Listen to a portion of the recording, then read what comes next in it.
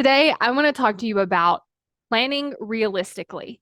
Now, I want you to imagine when you think about planning your day, what happens? Sometimes our brain's like, oh, we should just plan everything like it's going to work out great. Nothing's going to get in our way, exactly how we want it to go. And then what happens is we show up to that day, life is happening all around us, and then we can't follow through, and then we feel terrible about ourselves. What I want to encourage you to do is actually plan realistically. I want you to think about what your day is going to be like and plan for that. Because what can actually end up happening is when we set ourselves to plan for this ideal thing, we can't hit it, then we feel terrible. And we also think that we shouldn't plan anymore because it's not working. But what I want to offer you is when you plan realistically, you can plan realistically, you can meet it, and then you feel great about yourself and you want to keep doing it. A couple things you might want to look at as far as planning realistically, like when do I want to do things? Like, I'm not going to plan recording content at like 6 p.m. Why? Because I'm definitely not going to want to do it. I'm going to plan it at a time where it makes the most sense for me.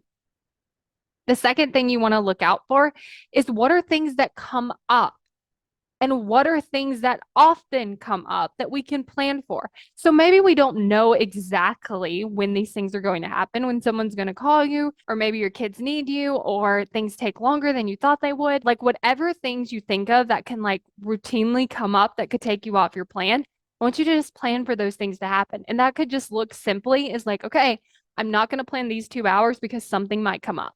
Or I know once a week this thing comes up. I don't know what day. So I'm just going to leave that space. So, like, maybe it's like on Friday, you're like, here's this 2 hour block. And then if I need to move that to Wednesday, then the things that I was going to do on Wednesday, I'm just going to move on to Friday. So I really want you to think through like, what are the things that could come up?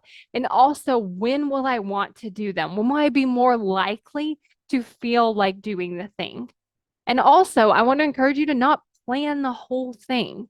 Think very strategically. Like if I were to plan 1 hour and I showed up to that hour, I could feel great about myself. If I were to plan 8 hours and then I don't show up to that, I'm going to feel terrible about myself.